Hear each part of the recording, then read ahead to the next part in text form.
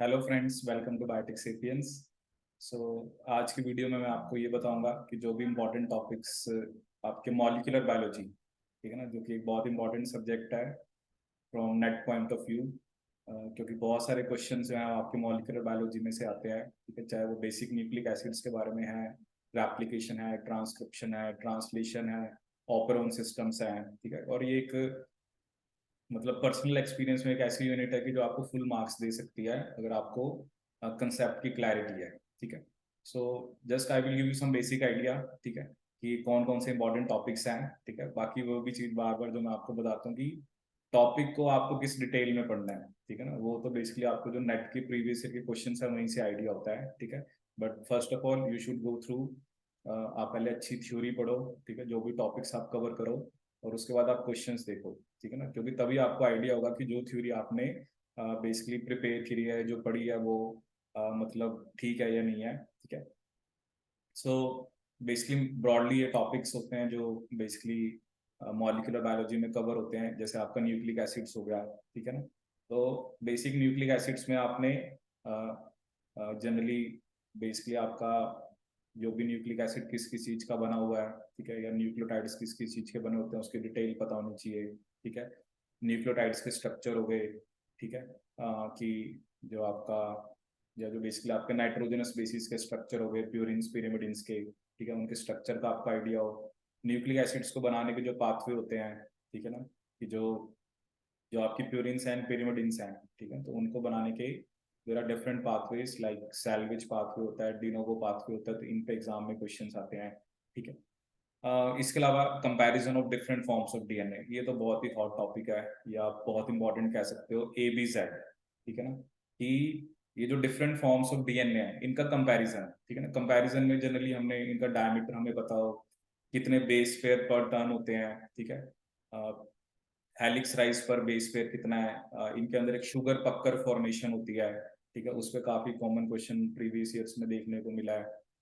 इसके अलावा इसमें ग्लाइकोसाइड बॉन्ड फॉर्मेशन कैसी होती है। ठीक है, तो you should have an idea about the different forms of DNA. बाकी इनमें ग्रूव्स होते हैं, मेजर माइनर ग्रूव्स। ठीक है, तो ये तो मतलब आप मान के चलो, if you go through the previous year papers, you will find so many questions on comparison of A, B and Z form of DNA। ठीक है, B फॉर्म जो वॉटसन क्रिक ने दी थी और जिसको हम स्टैंडर्ड मान के चलते हैं। ठीक है, then we have DNA and chromosomes. ठीक है, पैकेजिंग, हिस्टोन प्रोटीन्स जो होते हैं उन पे बड़ा क्वेश्चन आता है, पैकेजिंग ऑफ डीएनए, कौन कौन से हिस्टोन प्रोटीन्स इन्वॉल्व होते हैं। ठीक है, और जो अलग अलग लेवल्स हैं ऑर्गेनाइजेशन के, जैसे 2 नैनोमीटर से 11, 30, 300, 700 एंड 1400 नैनोमीटर।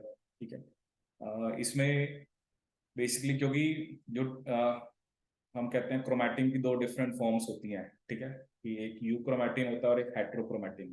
तो ये जो दोनों डिफरेंट फॉर्म्स हैं क्रोमैटिन की, ठीक है, तो ये बेसिकली कौन डिसाइड करता है आपका, दैट इज बेसिकली जो हिस्टोन में मॉडिफिकेशंस होती हैं। ठीक है ना, क्योंकि यू क्रोमैटिन मतलब जहां पर डीएनए आपका कम कंडेंस फॉर्म में है, हेट्रोक्रोमैटिन जहां पर it is highly condensed. So it is the modification of histones which decide कि जो आपका डीएनए है वो यूक्रोमैटिन फॉर्म में रहेगा या हेट्रोक्रोमैटिन। ठीक है, इस पे बड़ा क्वेश्चन आता है कि हिस्टोन की मॉडिफिकेशंस कौन कौन सी होती हैं, acetylation of lysine, methylation of lysine, phosphorylation of serine.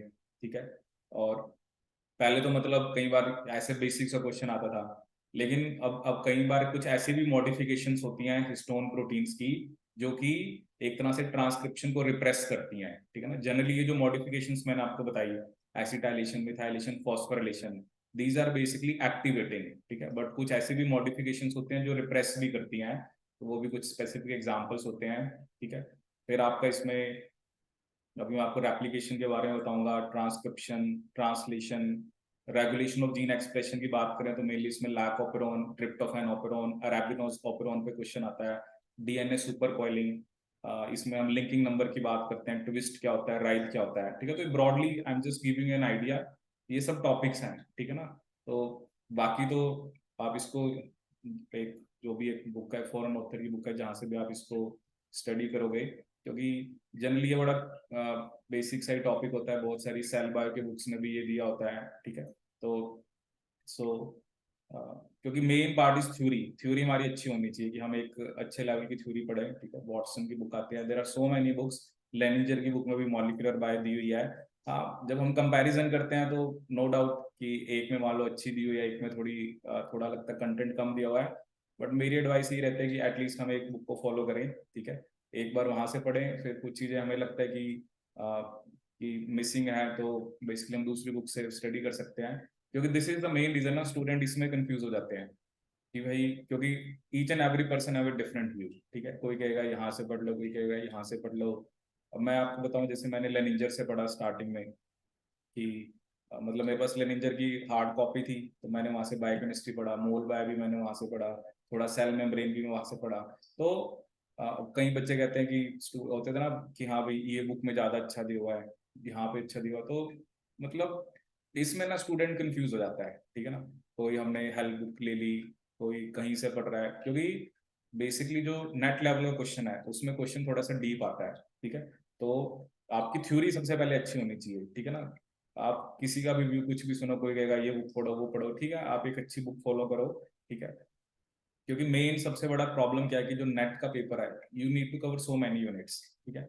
और कई बार तो बच्चे प्रिपेयर ही 5-6 मंथ के लिए करते हैं, 5-6 मंथ्स के लिए, एंड हर एक फॉरेन ऑथर बुक को पढ़ना in in that span of time, that is like वो एक इम्पॉसिबल सी चीज है। आप एक सब्जेक्ट तो प्रिपेयर कर सकते हो, आपको कहा गया कि 5-6 मंथ्स में प्रिपेयर करना है, और आपने अभी फॉरेन ऑथर बुक कभी पहले स्टडी नहीं करी और फर्स्ट टाइम कर रहे हो, बट सो मैनी टॉपिक्स को कवर करना, तो एटलीस्ट हमें बेसिक चीजें आती हो, ठीक है। बेसिक भी अब नेट के पेपर का बेसिक नेट के हिसाब से है, ठीक है ना, ये चीजें तो वही हैं।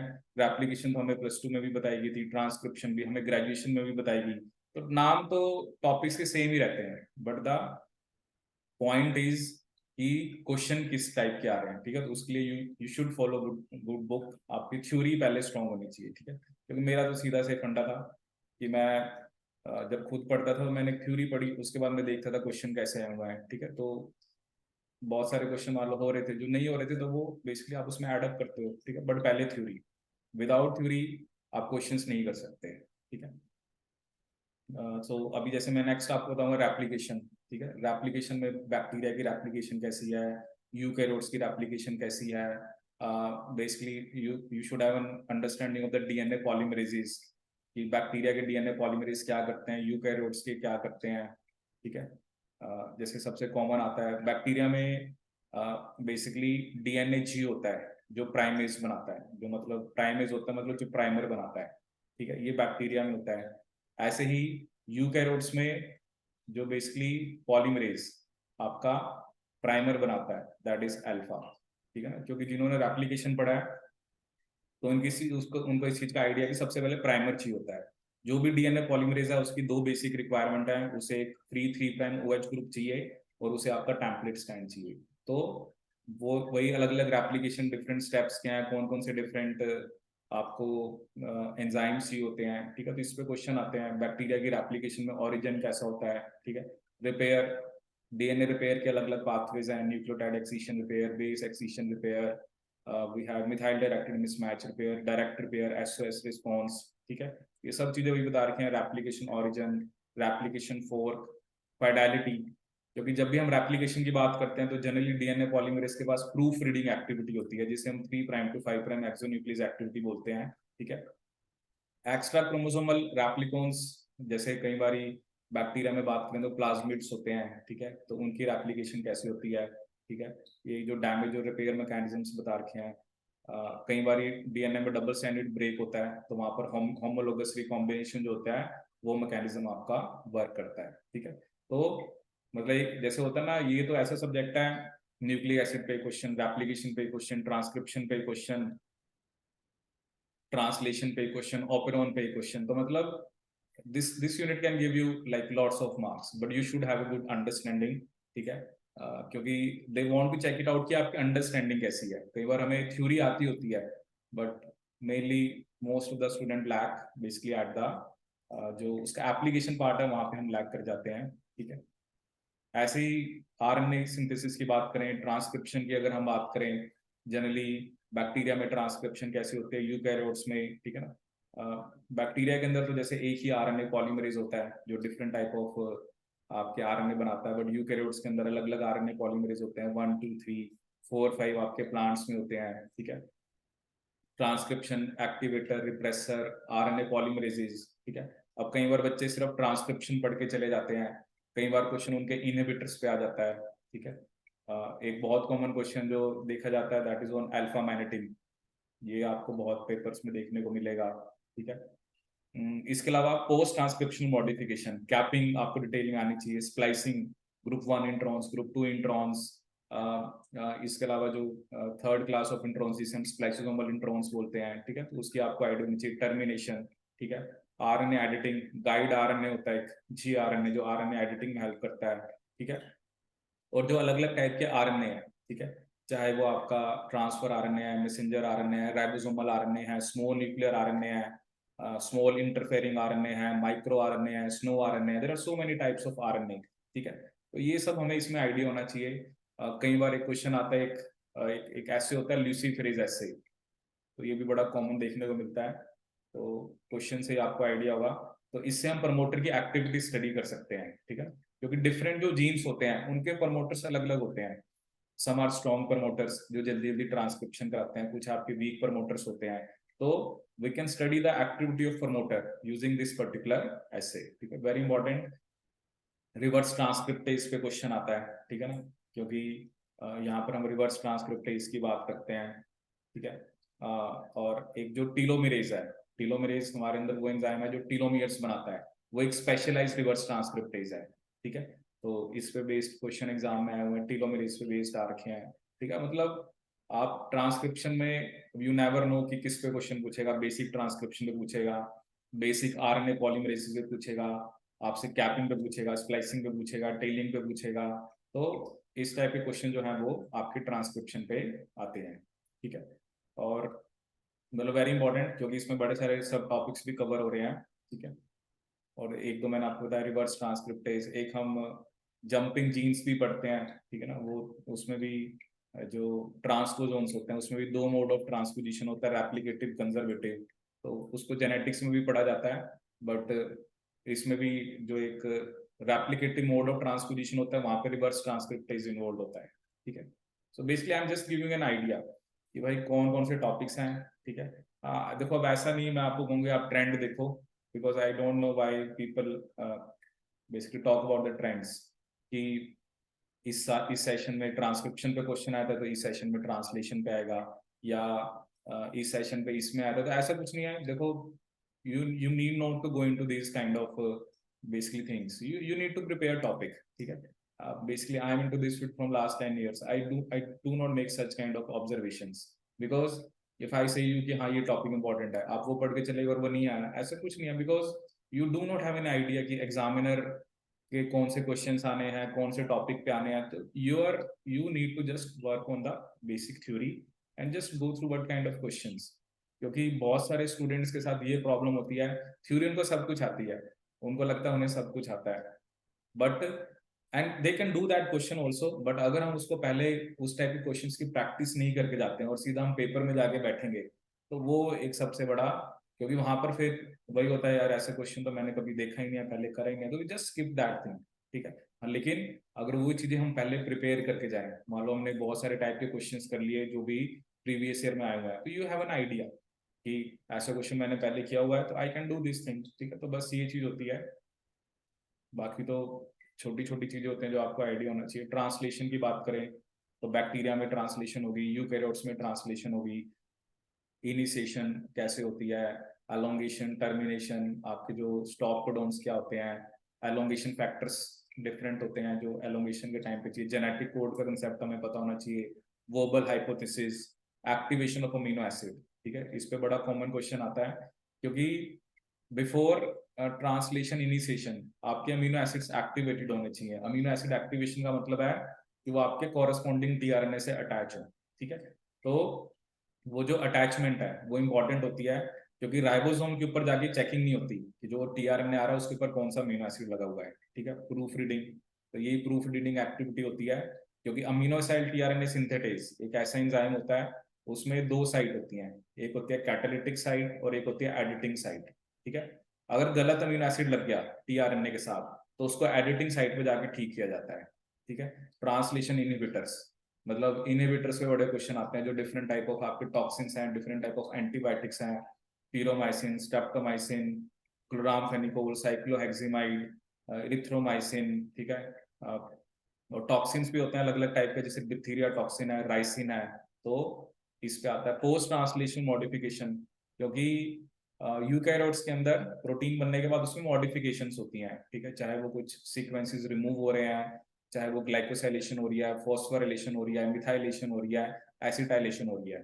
सो all this modification takes place after protein is your formed, ठीक है। तो ट्रांसलेशन पे भी आपको क्वेश्चन देखने को मिलेंगे। And basically this is something regulation, क्योंकि अगर आपको ये आइडिया है कि एक जो जीन होती है, डीएनए से पहले एमआरएनए बनता है, फिर उसमें कैपिंग स्प्लाइसिंग टेलिंग होती है, फिर वो एमआरएनए न्यूक्लियस से बाहर आता है, फिर उसकी ट्रांसलेशन होती है। तो डिफरेंट जीन्स हमारे अंदर हैं, उनके अलग अलग पॉइंट्स पे रेगुलेशन है। कोई ट्रांसक्रिप्शन लेवल पे रेगुलेट होता है, कोई पोस्ट ट्रांसक्रिप्शन लेवल पे रेगुलेट होता है, कोई बेसिकली उनका ट्रांसपोर्ट लेवल पे रेगुलेट होता है कि एमआरएनए तो तैयार है बट वो न्यूक्लियस से बाहर नहीं आ रहा, कि जब सिग्नल आएगा तब वो बाहर आएगा। और कुछ आपके ट्रांसलेशन लेवल पे रेगुलेट होते हैं, ठीक है। सो ये अलग अलग एक्सप्रेशन बता रहे हैं, phages, viruses, bacterial genes, eukaryotic genes, ठीक है। और एक हम इसमें जीन साइलेंसिंग की भी बात करते हैं कि siRNA, miRNA, RNA इंटरफेरेंस, ठीक है।